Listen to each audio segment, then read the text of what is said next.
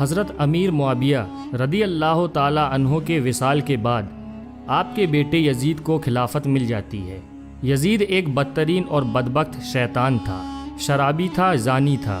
یزید کو جب خلافت ملی تو یزید سمجھ گیا کہ میری اس خلافت کو حضرت امام حسین رضی اللہ تعالی عنہ کبھی قبول نہیں کریں گے۔ اس لیے یزید نے مدینہ منورہ کے گورنر ولید بن عتبہ کو خط لکھا کہ حسین ابن علی، عبداللہ ابن عمر اور عبداللہ ابن زبیر رضی اللہ تعالی عنہ میری بیعت کو مانیں، اگر وہ بات نہ مانے تو ان پر ظلم و ستم کرنا۔ امام حسین رضی اللہ تعالی عنہ نے یزید کی بیعت کرنے سے انکار کر دیا، کیونکہ یزید آپ کے نزدیک مسلمانوں کی امامت اور خلافت کے ہرگز لائق نہیں تھا، کیونکہ آپ جانتے تھے یزید فاسق و فاجر تھا، زانی تھا، شرابی تھا اور ظالم تھا۔ امام حسین رضی اللہ تعالی عنہ مدینہ شریف چھوڑ کر مکہ شریف تشریف لے آئے۔ اب آپ کو مکہ شریف میں کوفیوں کے ڈھیر سارے خط آنے لگے۔ ان خطوں میں لکھا ہوا تھا، اے امام حسین، آپ کوفہ تشریف لے آئیے، یہاں پر یزید کا ظلم و ستم بڑھتا چلا جا رہا ہے، ہم آپ سے ہی بیعت کریں گے، یزید کی بیعت ہمیں ہرگز قبول نہیں ہے۔ آپ نے حالات کو سمجھنے کے لیے اپنے بھائی مسلم بن عقیل رضی اللہ تعالی عنہ کو یہ کہہ کر کوفہ بھیجا کہ جاؤ، جا کر وہاں کے حالات معلوم کرو، وہاں کے حالات کیسے ہیں۔ جب حضرت مسلم بن عقیل رضی اللہ تعالی عنہ کوفہ پہنچے تو وہاں کے لوگوں نے بڑے ہی احترام کے ساتھ آپ کا استقبال کیا۔ حضرت مسلم بن عقیل کے ہاتھوں میں 18,000 لوگوں نے بیعت کر لی، اور حضرت مسلم بن عقیل نے اپنے بھائی حضرت امام حسین کے نام ایک خط روانہ کر دیا، جس میں آپ نے لکھا کہ یہاں کے حالات بالکل صحیح ہیں اور 18,000 لوگوں نے بیعت بھی کر لی ہے، لہٰذا آپ کوفہ جلد سے جلد تشریف لے آئیں۔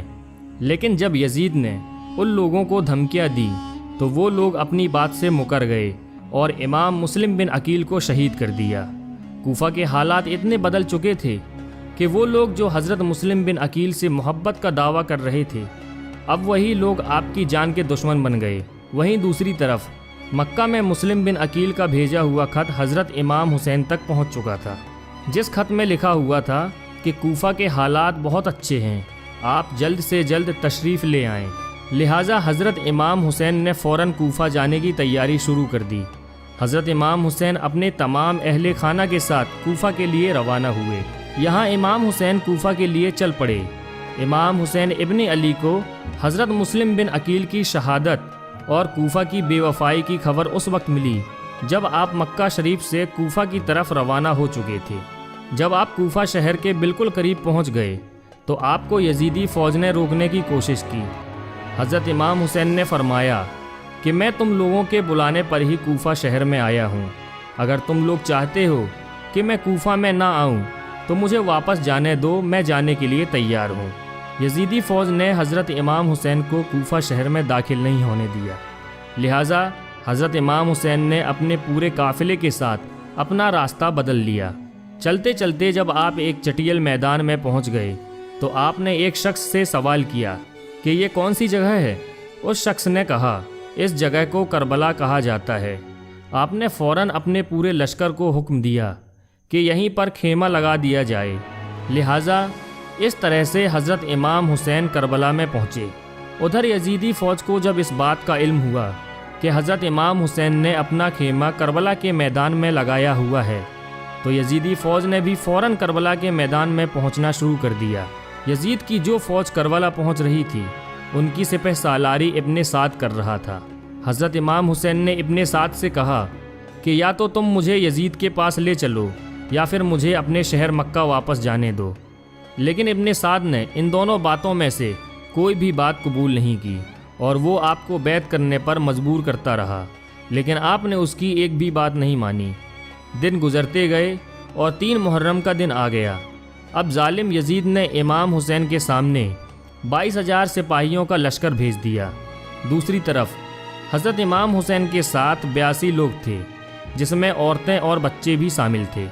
کتنی حیرت کی بات ہے کہ یزیدیوں میں امام حسین کا اتنا خوف تھا کہ جہاں امام حسین صرف 82 لوگوں کے ساتھ میدان کربلا میں تھے، جس میں عورتیں اور بچے بھی شامل تھے، वहीं यजीद ने मुकाबले के लिए आपके सामने 22,000 का लश्कर भेज दिया, जो कि इमाम हुसैन के सामने 100 गुना से भी ज़्यादा था।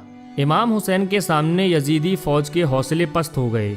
आखिरकार उन्होंने ये फ़ैसला किया कि अगर इमाम हुसैन को हराना है तो उनका पानी बंद करना पड़ेगा, तभी इनका मुकाबला किया जा सकता है।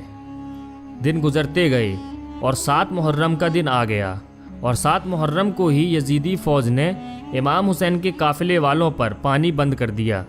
आपको बताते चलें कि करबला के मैदान में पानी का कोई भी इंतज़ाम नहीं था सिवाय नहर फुरात के, लेकिन 7 मुहर्रम के दिन नहर फुरात का पानी भी हज़रत इमाम हुसैन के खेमे वाले लोगों के लिए बंद कर दिया गया। हज़रत इमाम हुसैन और उनके साथ मौजूद तमाम जवान लोग तो इस प्यास को बर्दाश्त करते रहे, लेकिन छोटे छोटे बच्चे और औरतों का प्यास की वजह से बुरा हाल हो चुका था। फ़ौज यजीद जो चारों तरफ से इमाम हुसैन के घर वाले और तमाम साथियों को घेरे हुई थी, उन्होंने ये तय किया कि अब 9 मुहर्रम के दिन इमाम हुसैन को कत्ल कर दिया जाए। हज़रत इमाम हुसैन ने हज़रत अब्बास से कहा, अब्बास जाओ यजीद की फ़ौज के पास और उनसे कहो हमें एक रात अल्लाह की इबादत करने के लिए दी जाए। जब हज़रत अब्बास ने यजीदी फ़ौज से एक रात की मोहलत के लिए कहा तो उन्होंने आपकी बात मान ली। जब तक 9 मुहर्रम की तारीख आई तब तक हज़रत इमाम हुसैन को ये यकीन हो चुका था कि यजीद की फ़ौज का मकसद सिर्फ़ और सिर्फ मुझे शहीद करना है, इसके अलावा यजीद कुछ भी करने के लिए तैयार नहीं है। इसलिए हज़रत इमाम हुसैन ने 9 मुहर्रम की रात में अपने तमाम खेमे वालों को एक जगह पर इकट्ठा किया और आपने कहा कि ये बात तो तय हो चुकी है कि यहाँ पर मौजूद सभी लोग 1-2 दिन के अंदर शहीद कर दिए जाएंगे। इसलिए यहाँ मौजूद आप में से जो भी अभी वापस लौटना चाहते हैं वो लौट सकते हैं। हज़रत इमाम हुसैन ने फ़ौरन खेमे में जल रहे तमाम दियों को बुझवा दिया और अंधेरा करवा दिया था ताकि जो भी जाना चाहे वो बेझिझक चला जाए। थोड़ी देर बाद जब दियों को दोबारा जलवाया गया तो सारे के सारे लोग बैठे आंसू बहा रहे थे, यानी कोई भी हज़रत इमाम हुसैन को छोड़कर जाने के लिए तैयार नहीं था। आखिरकार 10 मुहर्रम का दिन आया और हज़रत इमाम हुसैन और यजीद की फ़ौज के बीच जंग होना शुरू हो गई। जहां एक तरफ यजीद की एक बड़ी फ़ौज थी तो वहीं दूसरी तरफ इमाम हुसैन के साथ सिर्फ 72 लोग थे। इतने में फ़ौज यजीद का हमला शुरू हो जाता है और हर शहीद शहादत का जाम पीता गया। कभी हुर शहीद होते हैं तो कभी कासिम शहीद होते हैं, तो कभी अली अकबर शहीद होते हैं, तो कभी ओनो मोहम्मद शहीद होते हैं। 3 दिन के प्यासे इमाम हुसैन के घर वाले और तमाम अफराद यजीदी फ़ौज से जंग करते रहे और एक एक करके शहीद होते गए। हज़रत अब्बास अलंबरदार से हज़रत इमाम हुसैन के 6 महीने के बेटे अली असगर की प्यास नहीं देखी गई। आपने एक मशकीजा लिया और घोड़े पर सवार होकर नहर फुरात के किनारे पहुंच गए और आपने एक मशकीजा भर लिया, लेकिन जब आप पानी लेकर वापस लौटने लगे तो यजीदी फ़ौज ने आपके ऊपर लगातार तीर बरसाना शुरू कर दिया था। हज़रत अब्बास जब तक हज़रत इमाम हुसैन के खेमे तक पहुंच पाते तब तक यजीदी फ़ौज ने तीर चलाकर हज़रत अब्बास अलंबरदार को शहीद कर दिया था। इस तरह हज़रत अब्बास अलंबरदार शहीद हो गए। इस तरह एक एक करके तमाम अहले बैत के नौजवान और हाशमी शेर शहादत का जाम पी लेते हैं। धीरे धीरे करके जब हज़रत इमाम हुसैन के सभी अफराद शहीद हो गए तो उसके बाद हज़रत इमाम हुसैन ने खुद मैदान में तलवार लेकर निकलने का फ़ैसला किया। इमाम हुसैन अपनी तलवार से काफ़ी लंबे वक्त तक यजीदी फ़ौज का अकेले मुकाबला करते रहे।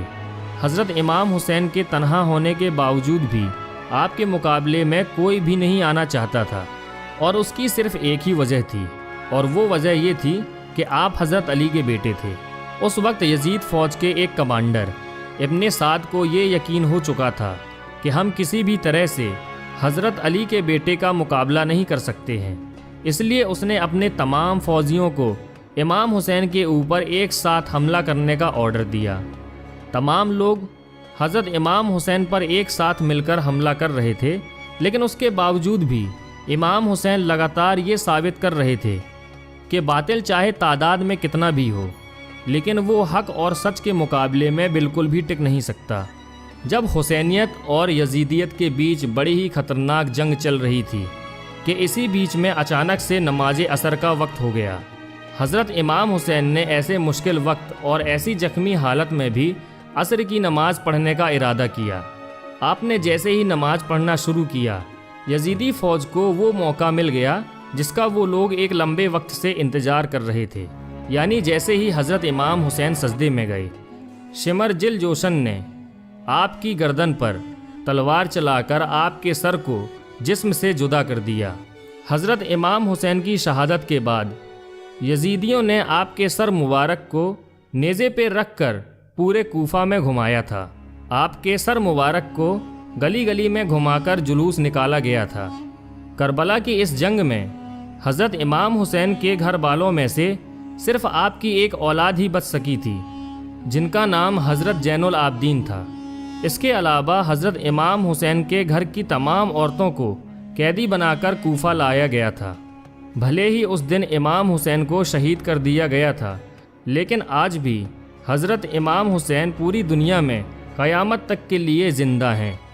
یزید ڈوب گیا شام کے اندھیروں میں، حسین چمکے ہیں دنیا میں روشنی کی طرح۔ دوستو، اگر آپ کو یہ ویڈیو پسند آئی ہو تو ویڈیو کو لائک کریں، اپنے دوستوں کے ساتھ شیئر کریں اور ایسے ہی ویڈیوز پانے کے لیے ہمارے چینل کو سبسکرائب کر دیں۔ دوستو، ملتے ہیں ایک اور نیکسٹ ویڈیو کے ساتھ۔ جب تک کے لیے اپنا اور گرد و نواح کے تمام ساتھیوں کا خیال رکھیے گا۔ خدا حافظ۔